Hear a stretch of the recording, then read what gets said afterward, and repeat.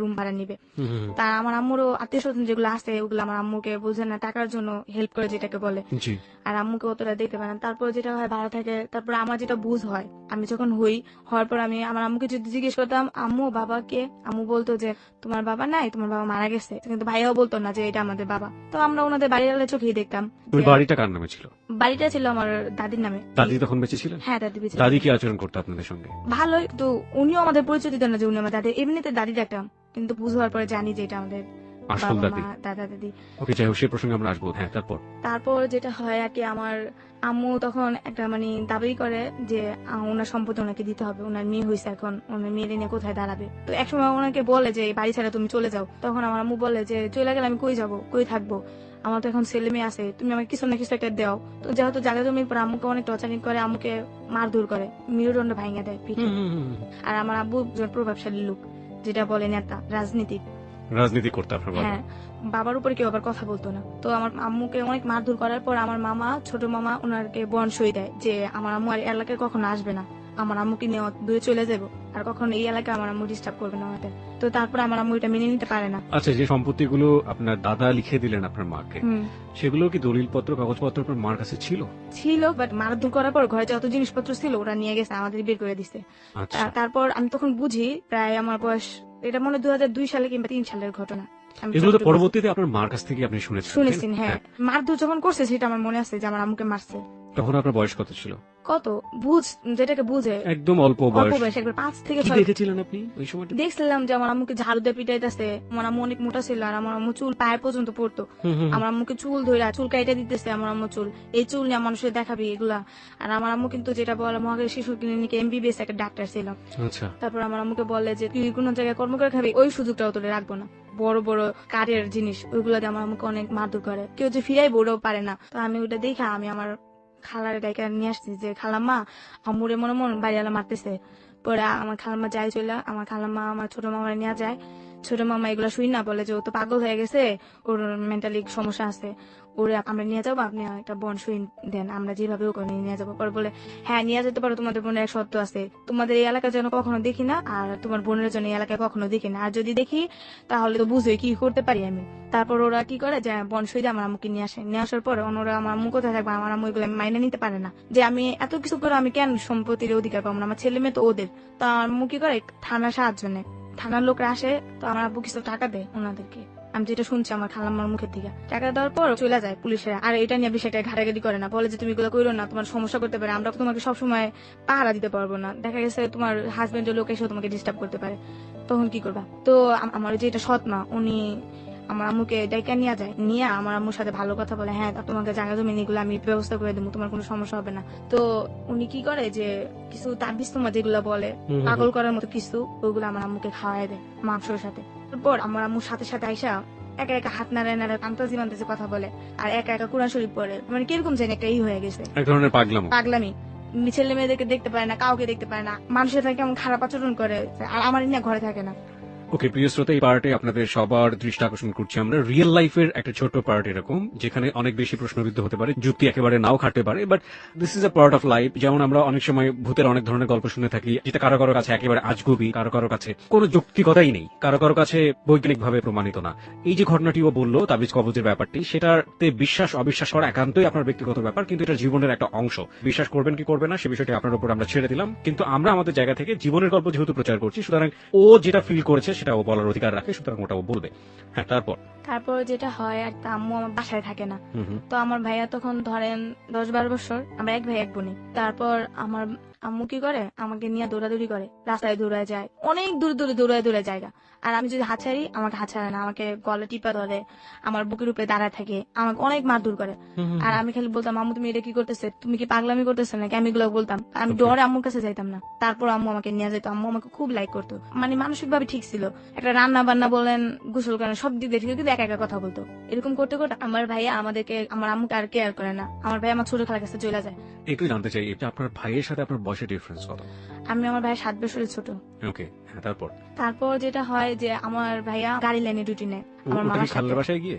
হ্যাঁ, তো খালের বাসায় গিয়ে সে গাড়ির লাইনে ডিউটি নিল। হ্যাঁ। কি ডিউটি ছিল এটা? যে হেল্পারি করে বাসে। ওকে, হ্যাঁ, তারপর তারপর আমি আমার আম্মুর কাছে থাকি, আমার আম্মুর সাথে আমি ঘোরাফেরা করি, কিন্তু আমাকে কেউ তখন আর অতটা গিয়ে করে না যে ও পাগল আমি করুক, সমস্যা কি, মেয়েটা আমাদের কাছে থাকে, কিন্তু কি আমাদের। আপনার যে সৎমা ছিল তার ঘরে কি সেই সময় কোনো সন্তান ছিল? হ্যাঁ, 2 ছেলে 1 মেয়ে ওনার ঘরে এখনো বর্তমান আছে। ওকে, তারপর যেটা হয় যে আমার আম্মু আমাকে নিয়ে যায়, রাস্তায় থাকি আমরা, থাকার জায়গা নেই গা। 2004 সালের কথাটা আমার মনে আছে, তখন একটা গ্যাঞ্জাম হয় আমাদের। রাস্তায় কিভাবে থাকলেন? দেখা গেছে কোনো দোকানে সাইডে আমরা প্রথমে বসে থাকতাম, আম্মু বসে থাকতো, আম্মুর কোসে যেটাকে বলে, আম্মুর কোসে আমি মাথা দিয়ে রাখতাম, আম্মু কোল। আমাকে কাপড় দিয়ে ঢেকে রাখতো, আচ্ছা, ঢেকে আচ্ছা। আমরা শুয়ে থাকতাম। আর আমার মনে আছে খুব শীতের দিন ছিল, তখন কি হইতো যে আম্মু আমাকে নিয়ে একটা দোকানের সাইডে আম্মু শুয়ে থাকতো, শাটারের ওই সাইডে আমি শুয়ে থাকতাম, আম্মু বাইরে শুয়ে থাকতো, আম্মু আমাকে জড়ায় দিয়ে কাপড়ের ভিতরে পেঁচাই নিয়ে শুয়ে থাকতো, আম্মু সাইডে শুয়ে থাকতো। কিন্তু আমার ফ্যামিলিটা ওরা ভাবতো না যে মেয়েটাকে আমি রাখি বা ওরে এক ঘরে বন্দি করে রাখি, কোনো সময় করতো না, আমার ফ্যামিলির দিকে একটা কেয়ারই করতো না। তারপরে এইভাবে আমরা রাস্তায় থাকতাম, আমার ভাই দেখলে আমাদের সাথে দেখা করতো না, কথা বলতো না। আমার আম্মু আমার ভাইয়াকে খুব লাইক করে, ভাই কি বলবো, এতটাই লাইক করে যে আম্মা ছিল আমার ভাইয়ের খুব লাইক করে। আমার ভাইয়া কিছু হইলে আমার মনে হয় আম্মু খুব টেনশন করে, আম্মু বলে যে আরে তোর ভাইয়ের দেখে আসি, এটা। তো আমরা রাস্তায় ঘুরতে ঘুরতে একদিন দুপুরবেলা বোনানি আইসা ফুটপাতে চা বেছে, চা খাই আমার আম্মু আর আমি। তো আমার ভাইয়াকে দেখি যে বাসের ভিতরে যে ডাক দেওয়া লোক নেয় না, তো আমার ভাইয়া ডাক দেওয়া লোক নিতেছে, আমার ভাইয়ের আমি দেখে জাহিদ ভাই করে ডাক দিই। তো ডাক দেওয়ার পরে ভাইয়া দাঁড়ায় দিকে ও আর কথা কয় না। আপনার ভাইয়ের নাম ছিল জাহিদ? জাহিদ, হ্যাঁ। তো দেখে আমার বলতেছে তোরা এনে, পরে আমি কই, ভাইয়া মায়ের দেখতে চাইছে তোমার, মায়ের কাছে যাও। মার কাছে গিয়ে কয়, আমার এখন সময় নাই, 16 টাকা দেয় আমার আম্মুরে। 16 টাকা দেওয়ার পর বলে আমি যাই। আম্মু আমার ডাক দেয় অনেক, যাই একটু কথা শুনে দেয়, বাবা তোর চেহারা একটু দেখমু, কিন্তু ভাইয়া আর আম্মুর সাথে কথা বলে না, ভাইয়া চলে যায়। পরের দিন আমি আর আম্মু টঙ্গিতে আমাদের খালার বাসায় যাই, যার পরে আমি ভাইয়ের জন্য দাঁড়ায় থাকতাম, আমরা বলে ভাই কখন আসবো, আসলে কিছু টাকা দিবে, আমরা ওই টাকা দিয়ে খাওয়া দাওয়া করবো। তো ভাইয়া আসলো, আসার পরে তো আমি আমার ভাইয়ের বলতেছে, ভাইয়া আপনার সাথে মায়ের দেখা করতে চাই, মার সাথে একটু কথা কইবেন, তোর ডাক দে। পরে মায়ে আসতে, বাপ কেমন আসছো, একটু জড়াই ধরলে না, এই তুমি আমার জড়াই ধরবে না, কেন জড়াই ধরতেছো, এই তোমার শরীরে কি অবস্থা, নোংরামি অবস্থা, কেমন জড়াই দরকার, তুমি আমার রাস্তায় দিতে ডাক দিবা না, তোমার মতো ফকির লোকের রাস্তায় কথা বলে মানুষ আমার মান সম্মান চলে যায় না। আমার ভাই আমার মারে এগুলো কইতো, তো মায়ের কষ্ট নিত না মনে, আমি কষ্ট নিতাম। আমি মনে করতাম যে ভাই এরকম বড় লোক দেখে আম্মুর এরকম করে, আর আমার সাথে ভাই কথা বলতো না, রাস্তাঘাটে দেখলে একটা সামনে বোন বলে আদর করতো, ওরকম করতো না। আমার খালতো বোনের মেয়ে 2টা ছিল, ওদের তো অনেক লাইক করতো আমার ভাইয়া, ওদের পড়ালেখা সবকিছু চালাইতো আমার ভাইয়া, বই টই যা বলেন, খাতা বলেন, সবকিছু চালাইতো, কিন্তু আমাকে কোনোদিন 2টা টাকা দিত না, আর আমি চাইতাম না, আমি খুব ভয় পেতাম ভাইয়ারে।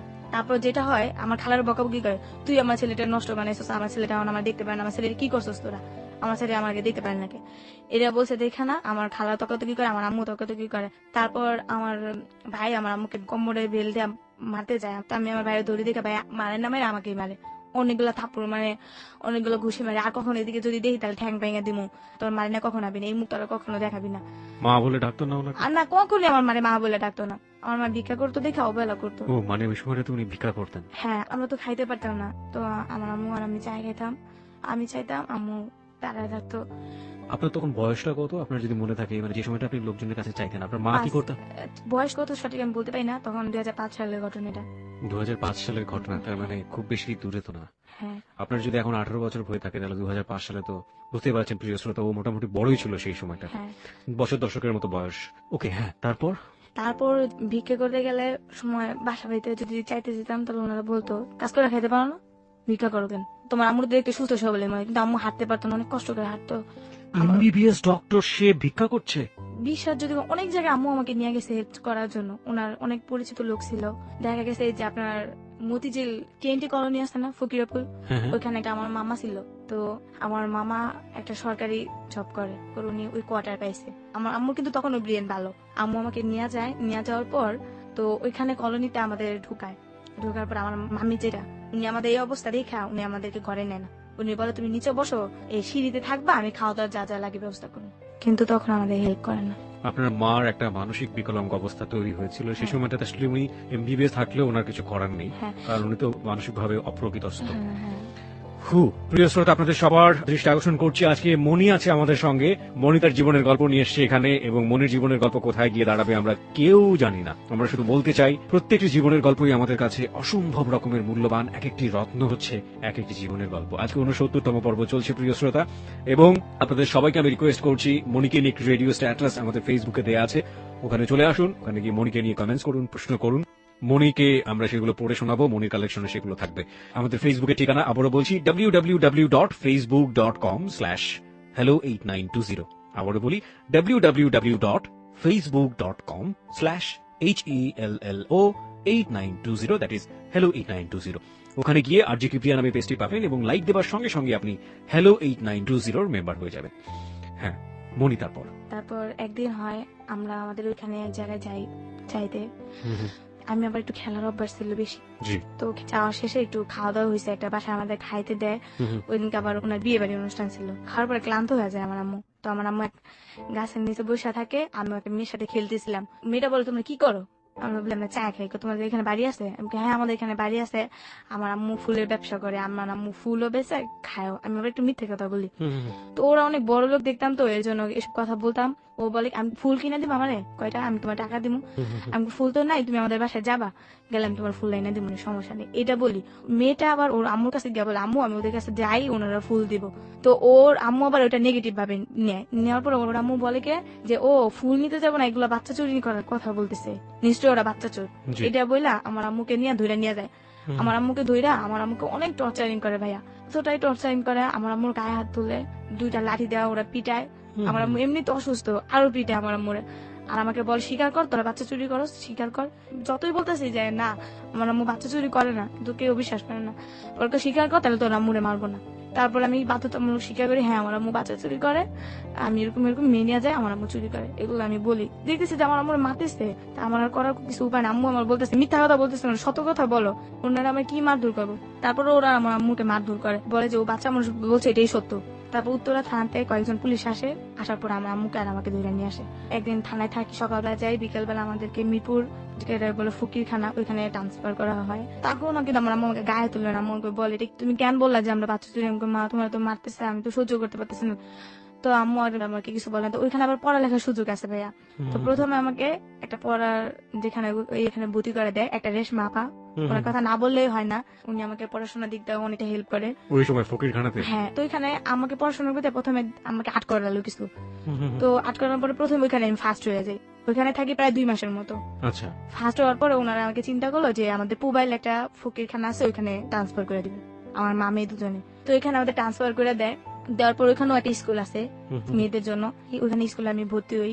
হওয়ার পর প্রথমে ওয়ানে পড়ি, ওয়ানে আমার প্রথমে পরীক্ষা দেওয়ার পর আমার রোল করে এক, ভালো পড়াশোনা করতেছি। ওইটা আবার একটা যেটাকে বলে হেড অফিসার, উনি আবার ছিল হিন্দু। তো ওনার মেয়েটাই নাকি দেখতে বলে আমার মতো ছিল, তো মেয়েটা নাকি বলে মারা গেছে, তো আমাকে খুব লাইক করতো। আচ্ছা, সবার থেকে মানে ওইখানে নাহলে 9-10 হাজার লোক ছিল, ভিক্ষুক। হ্যাঁ মানে তো ওখানকার একটা আমল ছিল যেটা ভিক্ষুক ধরে ধরে নিয়ে নিয়ে মানুষের ভালো করার জন্য ইয়ে করতো, যে বাইরে থেকে খেলোয়াড় নাকি আসবে তখন ভিক্ষুক ধরে নিয়ে যেত, ওরকম করতো। তো ধরে না আমি আবার পড়াশোনা ভালো করতাম। তো ওইখানে যেটা একদিন বৃহস্পতিবার দিন একটা মিটিং হয়, হওয়ার পর প্রশ্ন করে মেয়েদের যে মেয়েদের সবচেয়ে পর্দাশীল কি কি জন্য মেয়েরা পর্দাশীল করে, যে উত্তরটা দিতে পারবা তার জন্য সারপ্রাইজ আছে। তখন প্রথমে বললাম যে মেয়েদের সবচেয়ে পর্দাশীল হচ্ছে মেয়েদের মাথায় কাপড় দেওয়া আর একটা ছেলের সামনে যাওয়া না, যে একটা নিজের একটা যেটা ওয়েট, মাথায় কাপড় দেওয়া, চলাফেরা সবসময় ভদ্রভাবে নম্রভাবে থাকা। তো এই কথাটা বলার পরে স্যার এটা গুরুত্ব সহকারে নেই। তখন আমাকে একটা পুরস্কার দেয়, যেটা সাবান। প্রতি ফার্স্ট আমার পুরস্কার সাবান, একটা সাবান পাই বিদেশি। তো সবাই আমাকে মানে ওই হুমটার ভিতরে নাম হয়ে যায়, মনি পুরস্কার পাইছে, খুব খুশি লাগছিল। তারপর ওইখানে আবার 16 ডিসেম্বর দিন খেলা হইতো, সবগুলা খেলায় নাম দিই। তো আমি বিস্কুট খেলাতে প্রথম হই, ছবি আর্ট করাতেও প্রথম হই, আচ্ছা, আবৃত্তি পাঠ করাতে আমি সেকেন্ড হই, তারপর আপনার গান করাতে সেকেন্ড হই। আচ্ছা, 4টা পুরস্কার একসাথে আনি, আমার পুরা ইয়েটাই একবারে নাম হয়ে যায়, মনি পুরস্কার পেয়েছে। তার মানে আপনার বোঝা যাচ্ছে যে আপনার শৈশবটা প্রচন্ড রকম ভাবে ভালো কাটার একটা জায়গাতে আপনি চলে গেলেন। হ্যাঁ, কিন্তু ওইখানে ভালোই, তো ওনারা আমাকে দিতে চাচ্ছিল না, তখন আমি 3-তে উঠে যাই। আচ্ছা, তো উঠানোর পর এর ভিতরে আমার আম্মুর একটা অসুখ হয়ে যায়, ওই ঘুমের ভিতরে। ওইখান থেকে কিন্তু বের হওয়া যায় না, এর ভিতরে সবকিছু, ওখান থেকে বের হতেই দেয় না। ওইখানে আবার হাতের কাজ চলে, শাড়ি, বিভিন্ন ডিজাইন, ফতুয়ার কাজ, এগুলো চলে। আমি আবার ফতুয়ার কাজ করতাম।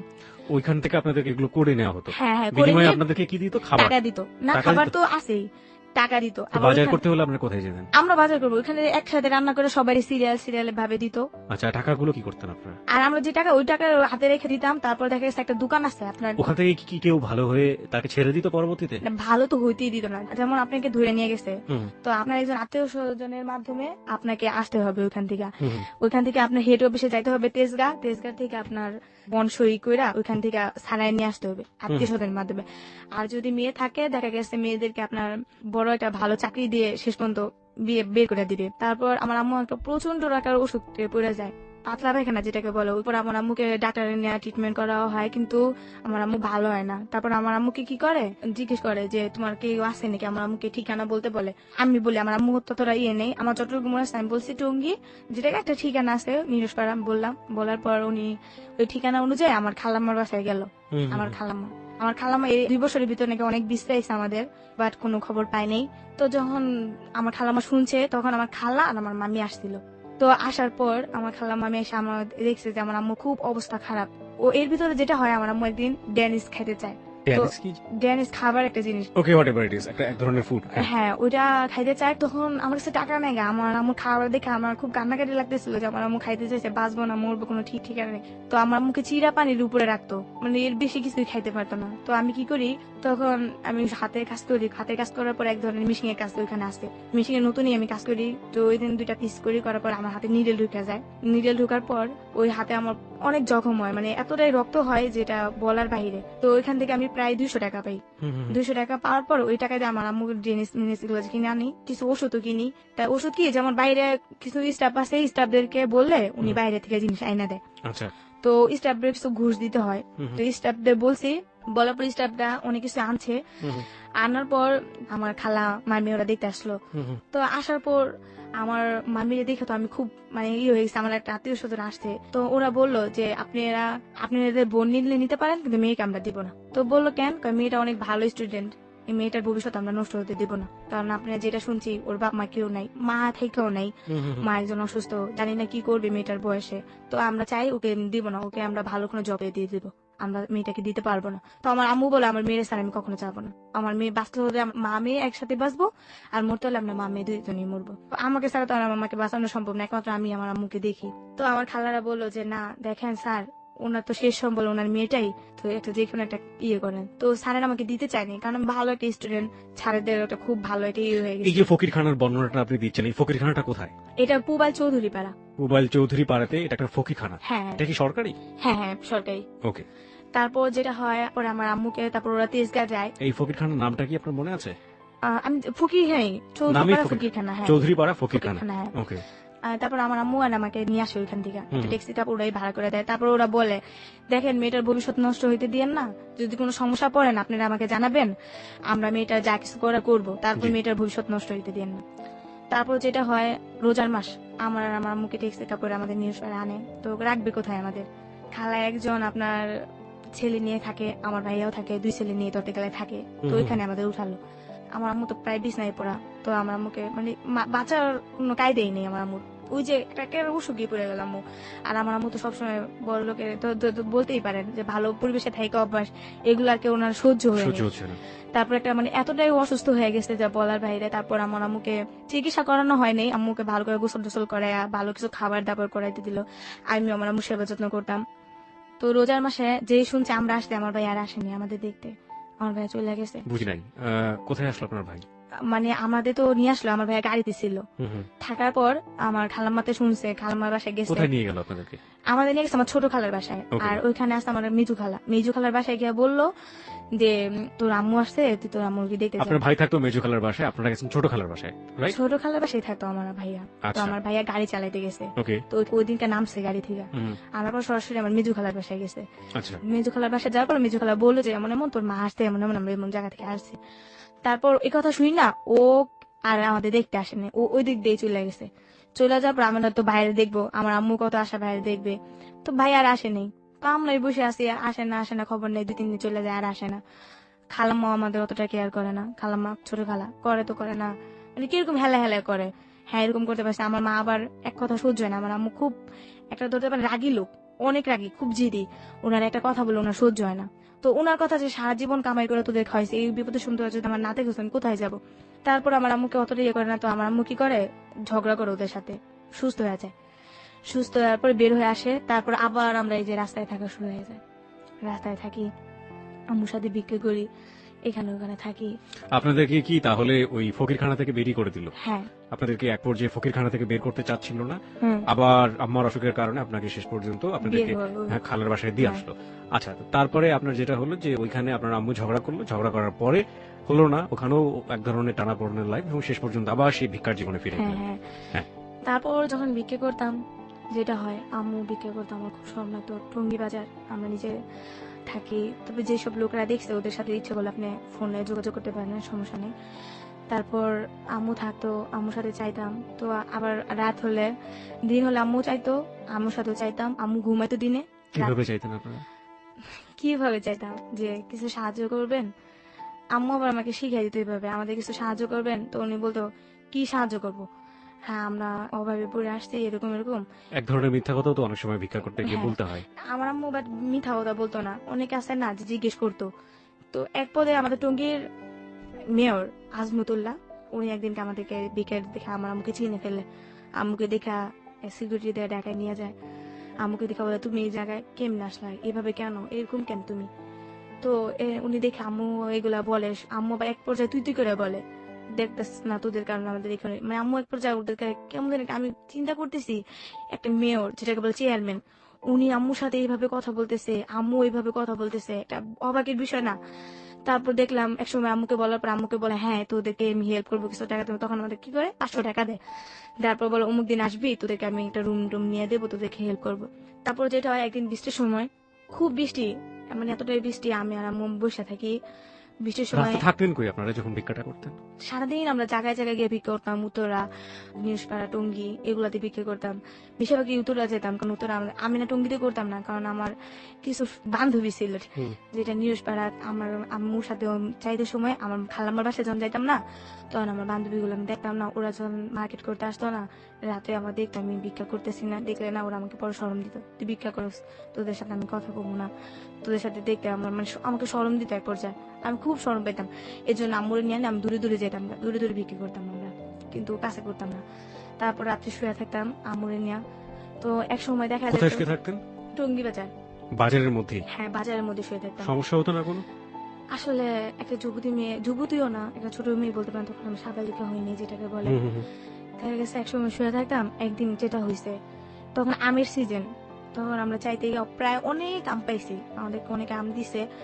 তো আম্মুরে বলতেছি এই আমগুলো পুইচা যাবো গা, কি করবো, তো অফিসে গার্মেন্টস লোক আছে না, তা আম্মুর আমি বলতেছি আম্মু এই আমগুলো আমরা এক কাজ করতে পারি, যে আমি বিক্রি করি, কিছু টাকা হইলো কিন্তু আমরা খাইতে পারবো দুপুরে। কয় কি করবা, আমি তুমি তো রাতে ঘুমাও না, তুমি এখানে শুয়ে থাকো, আমি তোমার এখানে বসে বসে আম বিক্রি করি। তা আম্মু আবার আমাকে খুব কেয়ার করতো, মানে কোথাও যাইতে দিত না, মানে যাইতেই হলে না আম্মু পারমিশন নিত আর আম্মুর সাথে যেত, জি। বলতো যে পোলাপান ভালো, আম্মুকে অনেক বুঝাইতো। আর আমার আম্মু কি করতো জানেন, আমরা যে লাইব্রেরি গুলাতে বিক্রি করতে যেতাম না, লাইব্রেরি দোকানটা না, আমার আম্মু চায় নিত, আমাকে একটা বই দিবেন, আদর্শ লিপির বই, আমাকে একটা কলম দিবেন, আমার মেয়েটাকে আমি পড়াবো। আর আরবি দোকানে যাও বলতো যে আমাদের একটা কায়দা দিবেন, আমার মেয়েটা আমি পড়াবো। তো আমার আম্মু আমাকে, যখন রাত্রে আমরা অনেকটা সময় দোকান বন্ধ হয়ে যায় না, তখন আমার আমাকে দেখে দেখে আমাকে পড়াইতো, আমিও পড়াশোনায় মনোযোগ দিতাম, আম্মু পড়াইতো আমিও পড়তাম, আম্মু হাতের লেখা শিখাইতো, সারাদিন ভিক্ষা করতেন আর আর রাতের বেলায় রাত্রে চাওয়া বইগুলো নিয়ে আপনাকে পড়ানো? পড়াইতো। তো আমার আম্মু বলতেছো তুমি আম্মু বেসো, তুমি এই পড়াগুলো মুখস্থ করে, আমি একটু ঘুমাই, রাত্রে আবার ঘুমাইতে হয়। তো আমি আম্মু শুয়ে আছে, আমি আম বিক্রি করতেছি, তো এক গার্মেন্টসের লোকরা আবার কিনতো আম, তখন আমের দাম বেশি ছিল, গার্মেন্টসের লোক দেখা গেছে 10 টাকা 20 টাকা দিয়ে কিনে নিত, তো আমাদের 50 টাকা 100 আমগুলো টাকা পেয়েছিলেন কিভাবে? এগুলো বিক্রি করা চাইতাম, আম্মু আমার আমার দোকানে গিয়ে চাইতেন? হ্যাঁ, আরো দুই দোকানে চাইলে না আবার ওরা দিত, দিলে দেখা গেছে অনেকগুলো আম দিত, যেগুলো খাইতাম তো খাইতাম, আর যেগুলো থাকতো ভালো ভালো ওগুলো বিক্রি করতাম। আচ্ছা। বিক্রি করা তারপর যেটা হইতো যে ওরা এগুলো কিনা আমাদের প্রায় প্রতিদিন না হলেও 60 টাকা 70 টাকা এরকম হইতো। তো হইলে আম্মু আর আমি ওইগুলা দিয়ে দিনে হয়ে যেত। তো ওই দিনকা পড়াশোনা মানে অনেকটা পড়লাম, পড়ার পর আম্মুকে আম্মু ঘুমে ধরছে, আমি ঘুমাম। তো আম্মু আবার সজাগ হয়ে গেল, আম্মু শুয়ে রয়েছে। তো ওই দিনটা যেমন আম্মু ভিতরের দিকে শুয়ে নেই, আমি শুয়েছি বাইরের দিকে, আম্মু শুয়েছে ভিতরের দিকে, ঠিক আছে।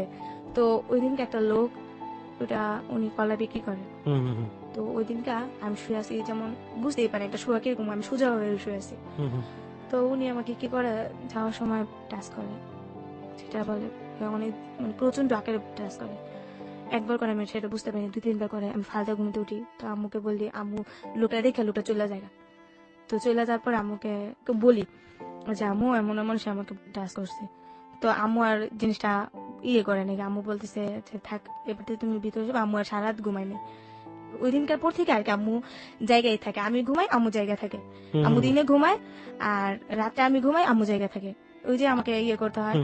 তো এরকম প্রায় অনেকদিন যায়। আর আমার আম্মু একটা কি জানেন, দেখা গেছে আমরা শুয়ে থাকলে মানে যে একটা চকিতে মানুষের যে জিনিস বিক্রি করে না, ওই জায়গায় শুয়ে থাকলে আম্মু ওইখানে কেউ বসতে দিত না। অনেক ছেলেরা আসে বসা আমাদের দেখা গেছে গায়ে টাচ করে, এগুলো আম্মু বসতে দিত না। ওই জায়গায় আম্মু বসে থাকতো, অন্য কেউ বসতে দিত না। আমি আর আমার আম্মু শুয়ে থাকতাম। আমি রাত্রে ঘুমাইতাম, আম্মু উঠে যেত। আবার আম্মু কি করতো, যখন আমি ঘুমাই যেতাম না ভোরবেলা আমি উঠে যেতাম, আম্মু আবার শুইতো। শোয়ার পর আবার এরকম করতাম। তো এরকম করতে করতে একদিন যায়। তো একদিন কি হয়, আমি নদীতে গোসল করতে যাই। তো আমরা রাত্রে কি করি, যেটা হয় আমরা তো এক কাপড় 2-3 দিন পরে থাকতে হয়, কাপড় চোপড় পাল্টানোর মতো কোনো কাপড় চোপড় নাই আমাদের। ও এর ভিতরে একটা ঈদ আসা পড়ে। তো আমার ঈদের ভিতরে কেউ কাপড় চোপড় দেয় না, অনেক তো আম্মু বলে যে আমার তো আর এরকম সামর্থ্য নাই তোমার কাপড় দেবো, চল আমরা কাপড়ের দোকান থেকে কিছু চাই, আর তোমার তো ঈদটা করাইতে হইব, দেখি তোমার কোনো কাপড় চোপড় ব্যবস্থা করতে পারিনি। আমি আচ্ছা। পরে আমি কাঁদতেছি, আমার কাপড় চোপড় চান্দাইতে হয়ে গেছে, আমি কাপড় চোপড় পাই না, সবাই পরবো আমি পরবো না, আমি আমার কাপড় চোপড় দিতে হইব, তুমি বাইরের কাছে যাও গিয়া কম আমার কাপড় চোপড় দিতে। কিন্তু কেউ আমার অতটা হেল্প করতো না। তারপর যেটা হয়, আমি মার্কেটে আমরা চাইতাম, মার্কেটে আমার থেকে ওইখান থেকে ড্রেস আপ দিত, এক সেট ড্রেস আপ দিলে। তো ড্রেস আপ কিনতে যাইতাম। ঈদের দিন আমার খুব ভালো লাগতো ঈদের দিন, কিন্তু আমাকে বসিস কেউ দিত না, যে সালামি যেটা করে কেউ দিত না। আমার আম্মুকে সালাম করতাম, আম্মু তো এমনি আমাকে 20 টাকা 30 টাকা খাইতে দিত। তারপর ওই দিনকে সালাম করলে 20 টাকা 30 টাকা দিত। ওই দিনকে আম্মু আমার কাছে হাতে রাখতো না। ওই দিনকে আম্মু কোথাও বসে থাকতো, আমি দিন সারাদিন ঘুরতাম আমাদের এলাকা দিয়া, যেটা নিউজপাড়া ঘুরতাম। তো ওই দিনকে কি হয়, রোজার ঈদ, আমার খালাতো বোনেরা দুলাভাইরে সালাম করে। তো আমার দুলাভাই ওদেরকে 30 টাকা করে দেয়, 60 টাকা দেয়। তো ওরা বলে আব্বু আমি যাই। তো এই জিনিসটা দেখে আমার খুব কষ্ট হয়, যে আজকে আমার বাবা থাকলেও হয়তো ওইভাবে বলতে পারতাম তখনও কি আপনি জানেন যে আপনার বাবা উনি? না। আমার আম্মু তখনও বললে আপনি আসতে জানেন যে না? আমার বাবা নাই। তখনও বাবা বলেনি আপনাকে যে আপনার না, বাবা নাই? নাই। ওকে। আর আরেকটা জিনিস যেটা, সেটা হচ্ছে যে আপনার এলাকাতে তো সবাই মোটামুটি আপনার আত্মীয় স্বজন জানতো যে আপনারা ভিক্ষা করে হ্যাঁ খান, সবাই জানে, এলাকা সবাই জানে যে আমরা সব ভিক্ষা এভরিবডি করি। জানে। হ্যাঁ সবাই ওকে। জানে।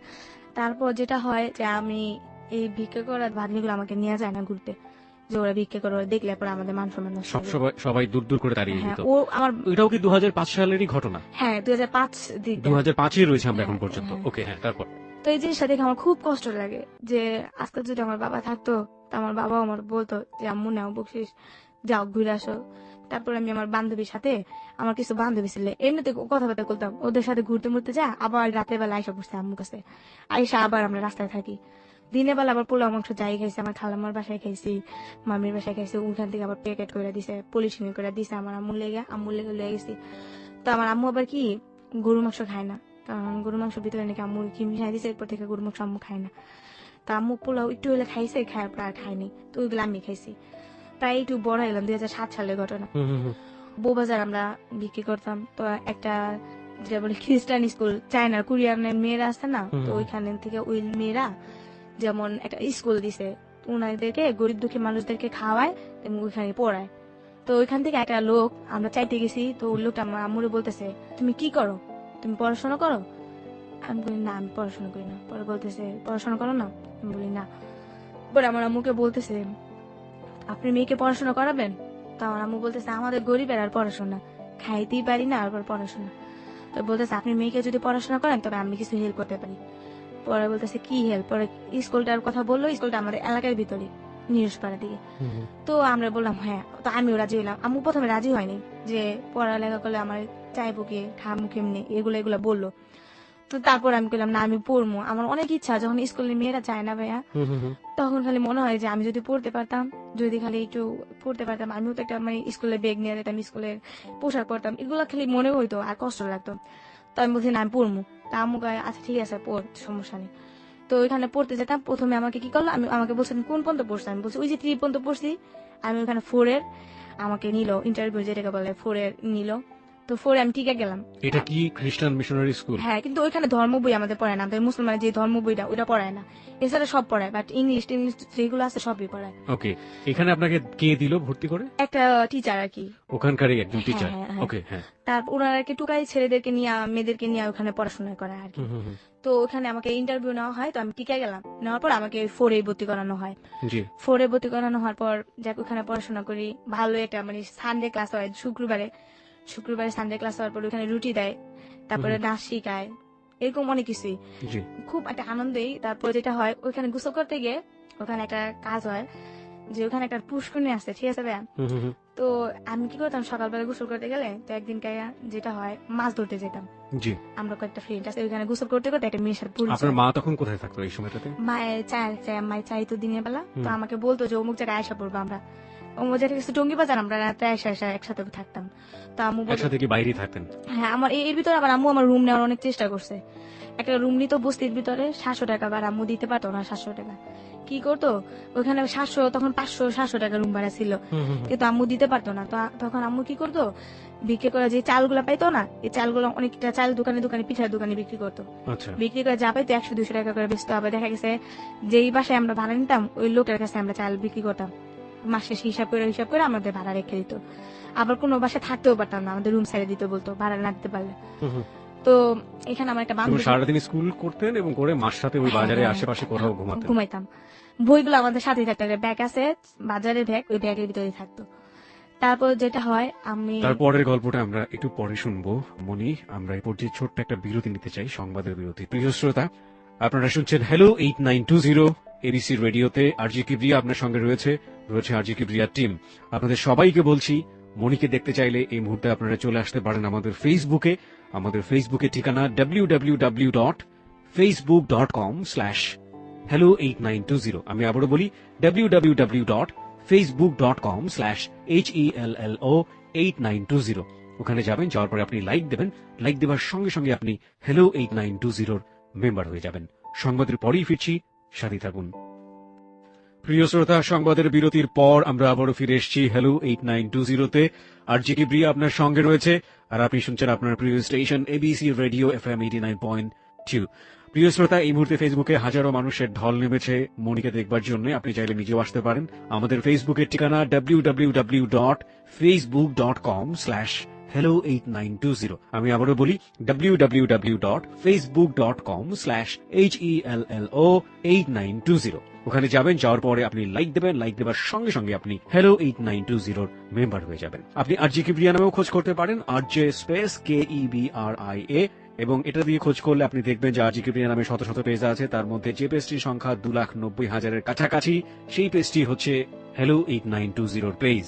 ওখানে গিয়ে লাইক দিয়ে আমাদের মেম্বার হয়ে যান, এবং ওখানে হ্যালো 8920 নিয়ে যাবতীয় কর্মকাণ্ড চলে, এবং ওখানে পুরনো অনুষ্ঠানগুলো আপনি ডাউনলোড করতে পারবেন, শুনতেও পারবেন। আর আপনি চাইলে আমাদের এখানে আসার জন্য ফোন করতে পারেন। আমাদের ফোন নাম্বারটি হচ্ছে 91156668।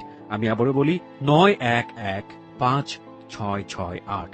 প্রথমে ফোন করবেন। ফোন করার পর আপনার নাম এবং আপনার সেল নাম্বার, যে নাম্বারে যোগাযোগ করলে আপনাকে আমরা পাবো, সেই নাম্বারটি স্পষ্ট করে ধীরে ধীরে বলবেন আপনার জীবনের যে গল্পটি, সেটা খুব সংক্ষিপ্ত করে 2 মিনিটে, এবং তারপর বলবেন আপনার সঙ্গে যোগাযোগ করতে। আমাদের টিম মেম্বার শাকিল আপনার সঙ্গে যোগাযোগ করবে।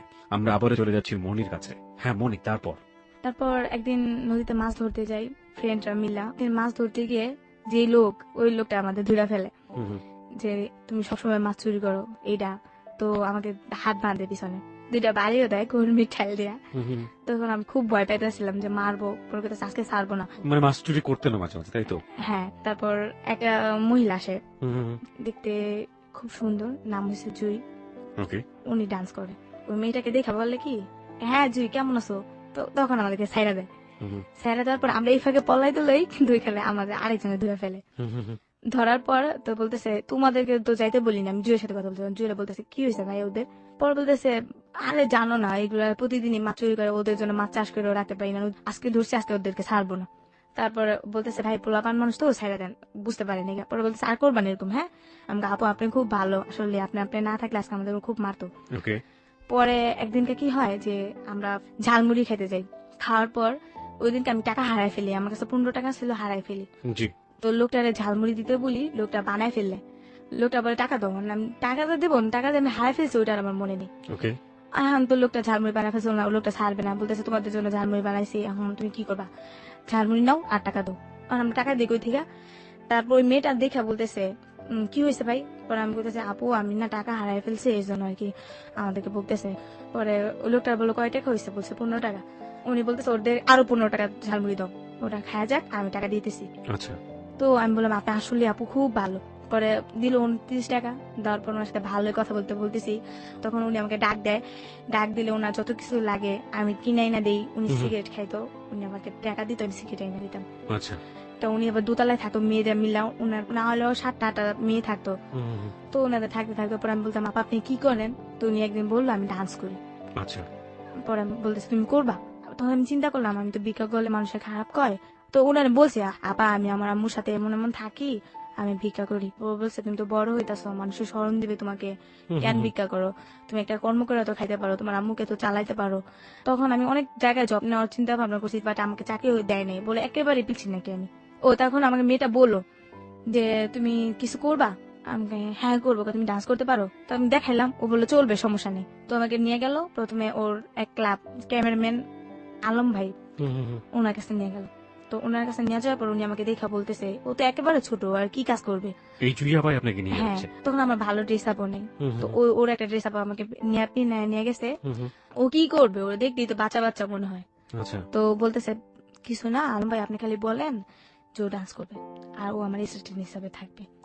আমি তো সেটা জানি না, আমি জানি যে আমি ডান্স করবো, আমি কি একটা আনন্দের ভিতরে আছি, আমি ডান্স করবো। পরে এটা বলার পর ও বলে আচ্ছা ঠিক আছে চলবে সমস্যা নেই। আলম ভাই এই বলে জুইটা আসলে কে ছিল? ওই ডান্স করতো। সেটা ঠিক আছে, কিন্তু ডান্স যেহেতু করতে সেই জন্য জিজ্ঞেস করেছি জুইটা আসলে কে ছিল? আমরা কি তাকে চিনি? না না, ও অতটা উজ্জ্বলতা না, অতটা মানে পরিচিত না? হ্যাঁ হ্যাঁ হ্যাঁ, মানে শুধু ডান্স করতো? শুধু ডান্স করতো। উনি ডান্স কোথায় করতো? মানে কাউকে শেখাতো নাকি না কোন সিনেমাতে করতো নাকি? না সিনেমাতে না, দেখা গেছে বিভিন্ন ধরনের বিচিত্র অনুষ্ঠান যেটাকে বলে, বিয়ে বাড়ির অনুষ্ঠান, যাত্রা, মানে মানুষের বিভিন্ন জায়গায় গিয়ে যে নাচাগুলো করে হ্যাঁ। অনুষ্ঠানগুলোতে ও নাচতো? হ্যাঁ। আচ্ছা ঠিক আছে। তারপর ওখানে আমার নিয়ে যায় অতি ফার্স্ট। আচ্ছা। তো তখন আমি যাই রাজশাহী দুর্গাপুর একটা জায়গায় যাই। তো ওরা নিয়ে ওরা সবাই আর কি মেকআপ করে, করার পর তো ওরা স্টেজে যায়, তখন আর আমাকে মেকআপ করায় না। তো আমি চিন্তা করতেছি যে ওরা মেকআপ করছে আমিও তো নাচবো, তো আমাকে মেকআপ করায় না কেন? পরে ওদের নাচতেছে, তো আমি বলছি জুয়াপা আমি কি ডান্স করবো না? হ্যাঁ করবি, তুমি আজকে না কালকে করবা। তো কালকেও আসলো, কালকেও না। আমি জিজ্ঞেস করার আগেই না যে মালিকের আন্ডারে আমরা গেছি, তো ওই লোকটা বলতেছে তোমার রান্না করা লাগবে। তা আমি তো রান্না করতে পারি না, যে বড় বড় পাতিল। এর ভিতরে কিন্তু আমি কিন্তু পলাই গেছি, আমার আম্মু কিন্তু আমাকে বিস্তারিত আছে, পাগল হয়ে গেছে আমি বিস্তারিত আছে আমার আম্মুকে। আচ্ছা একটা জিনিস সেটা হচ্ছে যে প্রথমত আপনি আপনার আম্মুকে বলে যাননি এরকম একটা বয়সে, আর একটা ব্যাপার যেটা সেটা হচ্ছে যে আপনি কি নাচ করবেন না এটা যে আপনি জুইকে জিজ্ঞেস করছিলেন, আপনি কি সেই সময় নাচ শিখেছেন? টিভিতে দেখতাম মানুষের ডান্স করতো, মানে একটা ছোট বয়স, আমি পারি আর না পারি আমি স্টেজে নাচবো, স্টেজে নাচবো, এরকম একটা ব্যাপার। আনন্দ একটা অন্যরকম ছিল। ওকে হ্যাঁ, তারপর ওই মালিক বলতেছে তোমার রান্না করা লাগবে। তো আমি বলতেছি আমি তো রান্না করতে পারি না, আমি কিভাবে রান্না করব? পরে আমাকে বলতেছে না করতেই হবে, আমার তো রান্না করার জন্য আনে নেই, আমাকে বলছে আমি ডান্স করব। পরে মেয়েটা বলতেছে কিসের ডান্স, তুমি আমার সাথে অ্যাসিস্ট্যান্ট হিসাবে আসছো। তো তখন আমি খুব কান্নাকাটি করি, যেহেতু অঞ্চলে একটা মেয়ের সাথে আসছি, ভয় লাগতেছে কিভাবে কি করব। আমি রান্না করি। তো একটা মেয়ে ছিল লিপি নাম, উনি যাত্রাবাড়ি থাকে, উনি আমার গুরু, সবসময় উনার আমি মানি। উনি আমাকে অতি ফার্স্ট মেকআপ করে, আমাকে অতি ফার্স্ট মেকআপ মানে বুঝলাম না। মানে তখনই আমাকে মেকআপ করে, ও বলে যে ও পারবে। আচ্ছা। তো ওই মেয়েটা নাচতো না, তাই ওর গানে শুনে না আমি বাইরে নাচতাম, তো আমার ডান্স গুলো কয়েকজন ফলো করে। করার পর ওই মেয়ে থেকে ভাই আমি খুব ভালো ডান্স করি। তো ওই মেয়েটা আবার ফলো করে যে না ওর থেকে ওই ডান্স করে। তো ও আমাকে এতগুলা গালাগালি করে না, তো ওর খুব হিটে আসে। তো ও বলে যে আমি মেকআপ করাই দিব, আমি ওরকে স্টেজে উঠাবো, ও যদি না পারে তখন যা বলার আমাকে বলবেন। তো আমাকে খুব ইমোশনাল ভাবে ইয়ে করে নেয়। তো আমি মানে নার্ভাস হয়ে যায় যে প্রথম স্টেজে উঠতেছি, কি হয় না হয়। প্রথমে আল্লাহর নাম নিয়ে স্মরণ করলাম। এটা কিসের অনুষ্ঠান ছিল? এটা ছিল আপনার একটা school function. School function? Okay, আপনাদেরকে ভাড়া করা হয়েছিল নাচার জন্য, এক ধরনের ডান্স গ্রুপ। ডান্স গ্রুপের নামটা কি জানেন? এটা মানে জাদুর খেলা দেখায়, একটা মানুষকে 3টা টুকরো করে। এই গ্রুপের মধ্যে জাদুর খেলাও দেখানো হতো? হ্যাঁ জাদুর খেলা, তারপর আমাদের 3টা নাচ দেয়া। ওকে, আমরা বুঝতে পারছি যে এরকম যে একটা গ্রুপ যারা বেসিক্যালি এন্টারটেইন করে, এরা নাচে গান গায়, সার্কাস বলতে পারে, one kind of circus group. Okay হ্যাঁ, তারপর আমি প্রথমে ফার্স্ট স্টেজ যদি আমাকে প্রথমে দেয়, সালাম করে আমরা স্টেজে উঠি। ওঠার পর আমার ডান্স দেখা সবাই বলে যে মেয়েটা আমাকে নিছে ওর থেকে আমি ডান্স ভালো পারি। যেটা মেয়ে আছে আমার সিনিয়র, ও ওদের থেকেও ভালো, ওদের সব বেস হয়ে গেছে। আমি আমার ডান্স দেখে তো মালিকে বলতেছে শুধু শুধু ওরে বসায় রাখছি।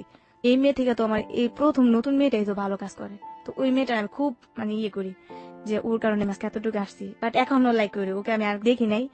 ওকে যদি শুনে না থাকে তারপর দোয়া করি ওনারা যেন আল্লাহ অনেক ভালো রাখে। কারণ উনি তো চ্যালেঞ্জটা নিয়েছিলেন বলে আপনি চ্যালেঞ্জটা নিয়েছে এসেছিলেন। আমার জন্য। তারপর নাম হচ্ছে লিপাপু। তারপর উনি আমাকে নিয়ে গেল, তো প্রতিটা শুতে আমি নিই। তারপর উনি আমাকে বললো শুধু ডান্স করলেই হবে না, মালিকে বলতেছে কিছু না কিছু শিখতে হবে, তুমি ডান্সের দিকে থাকলে হবে না, একটা খেলোয়াড়ের কিন্তু অনেক দাম। তো নতুন তখন, এখন বেতন পাবা 500 টাকা, তখন তুমি বেতন পাবা 2000 টাকা একটা খেলোয়াড় হলে। তো দেখো তখন তোমার ওইটা কতটা থাকবে। এখন শুধু ডান্স করলে হবে না, পাশাপাশি খেলাও শিখতে হবে। তো আমাকে খুব লাইক করেন। খেলা মানে কি, সার্কাসে সার্কাস খেলা? খেলা, হ্যাঁ। ওকে। প্রথম দিন আমাকে একটা খেলা দেয়, স্টেজ থেকে অদৃশ্য হওয়ার খেলা। এবং এর মধ্যেও আপনি আপনার মার সাথে কোনো যোগাযোগ নাই? না না না। ওকে। যেমন উনি কিছু ম্যাজিক করবে, তা আমি কিন্তু ওইখানেই বসে আছি, বাট দেখা যাচ্ছে যে আমি স্টেজে নাই। ওই মেয়েটাকে ওই খেলা দিয়েছে কিন্তু মেয়েটা আমাকে পারে নাই। তারপর যখন আমাকে দিয়েছে আমি একবার দেখাইছে, তারপর আমি পারছি। তো উনি আমাকে আরেকটা বড় রিস্কের খেলা দিল, যে যেহেতু ওই খেলাটা পারছে ওইটাও পারবো। প্রথম খেলাটা কি ছিল? স্টেজ থেকে অদৃশ্য হওয়া। অদৃশ্য হওয়া। আর পরের খেলাটা কি ছিল? 6 ফুট শূন্যের উপরে ভেসে থাকা, একটা সন্ন্যাসীর খেলা আমাকে দিল। ওকে। মেকআপ টেকআপ করায় আমাকে সন্ন্যাসী রূপে ইয়ে করলো। নিচে তো ভাই একটা বেসের মতোই ছিল, কিন্তু বাট বোঝা যেতেছে যে আমি সত্যি সত্যি 6 ফুট শূন্যের রূপে ভাইসা আসলে তো কিছুই না। ওইটাই না। প্রথম আমি খুব হাসা দিতাম যখন ম্যাজিকের কথা বলতো না, খুব হাসা দিতাম। মানে আচ্ছা, সেখানে আমাদেরও হাসতে হবে, কারণ ব্যাপারটা হচ্ছে এরকম যে ওই যিনি জাদুকর ছিল উনি ম্যাজিকের কথাবার্তা বলতো, লোকজনকে অনেক বেশি মানে উত্তেজিত করতো, আর আলটিমেটলি আপনি হাসতেন কারণ আপনি জানতেন যে ব্যাপারটা তো এরকম না। ওকে, তারপর চোখ মুখ টিপ টিপ করতে, চোখ বন্ধ করে রাখতে হইতো প্রায় 2 মিনিট। তারপর যখন বলতো চোখ খুললো তখন এরকম হাসি, এখন আমার হাসি উঠতেছে এগুলো মনে পড়লে। ওকে, প্রিয় শ্রোতা, ও আসলে খুবই সহজ সরল একজন মানুষ। আমার যতটুকু ওকে আমি দেখেছি, শাকিল ওর সাথে অনেকক্ষণ কথা বলেছে। ওকে এক ধরনের গ্রুমিং করা হয়েছে, কিভাবে ওখানে এসে কথা বলবে, কিভাবে ওর গল্পগুলো এখানে প্রেজেন্ট করবে। ও ওই সময়ের পর থেকে আমি যতক্ষণ ওর সঙ্গে আছি এই মুহূর্তে, আমার ওকে এতটুকু সময় দেখে মনে হয়েছে যে এই যে জীবনে অত বড় কষ্টগুলো, ওগুলোকে ও ওর জীবনের একটা অংশ মনে করে নিয়েছে। সেটার জন্য ওর মানে এটা তো আমার জীবনের একটা অংশ, এভাবে ও বলে যাচ্ছে। আর আমার জায়গা থেকে বা আপনার জায়গা থেকে আমার যেটা মনে হচ্ছে যে she is a very honest girl এবং অনেক সহজ